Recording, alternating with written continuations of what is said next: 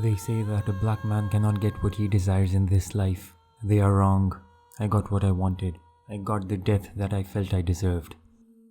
My friends wanted to be millionaires. They wanted to have the latest cars, the prettiest women, the adrenaline rushes, and the parties held in their honor. They wanted to become men that could change the world. But when they asked me about what I wanted, my request was simple. I wanted to die. The request was unusual. The request was, of course, fatal.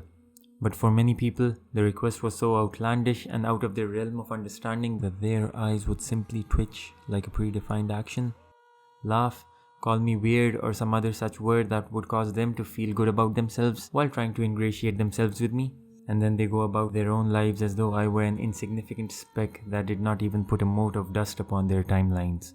The first time, anyway. After that, they would always be prepared with some sort of a comeback to the wish.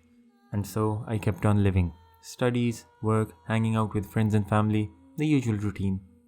It wasn't that I wanted to kill myself. No, I was religious. Somewhat anyway. I knew taking my own life or even setting up conditions where I could get myself killed was going to land me in a worse hell than this.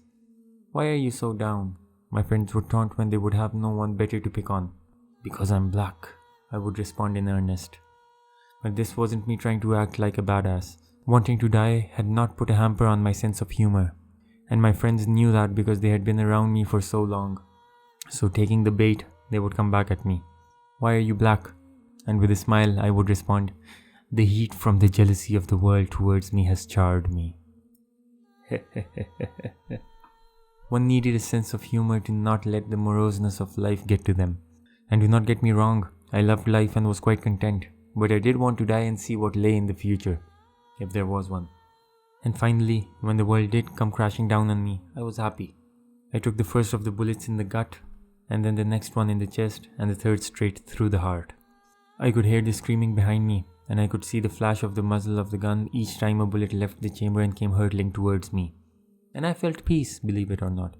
I had jumped in the way to save a young woman and her child from the maniac that was there, trying to kill them. And as a martyr, I have to say that at that moment, I felt more bliss than ever before. It may have been the culmination of me wanting relief in the form of death, or it may have been due to me saving 2 human lives. But either way, there was a flash of life before my eyes, but despite everything, I felt an inner peace. And I was going to finally embrace death. I do not know much about what happened afterwards. Maybe the man with the gun ran out of bullets and ran, or maybe other people came and tackled him. But after the third shot, my hearing left me and I fell to the ground. And within what should have been seconds, though my sense of time seemed to have warped into something I could not understand, I saw the face of the woman I had saved come up close and personal. She screamed something at me, but my hearing was long gone. It was no longer what it used to be. And with a nod, a smile, and a closing of my eyelids, I finally said goodbye.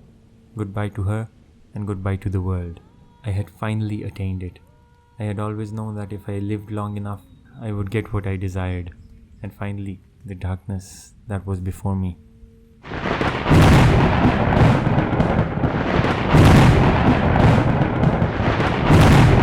Streaks like blue thunder flashed in the darkness. First one, and then another, and then another. The dark that had engulfed me was momentarily split by the brightness from the blue flashes. And then, after the third one, I could see light. I opened my eyes and sat up straight. I was not a Christian, but seeing what was around me, the word escaped out of my mouth unbidden. Jesus. I was in hell, or the closest representation of hell upon earth that I could ever have fathomed.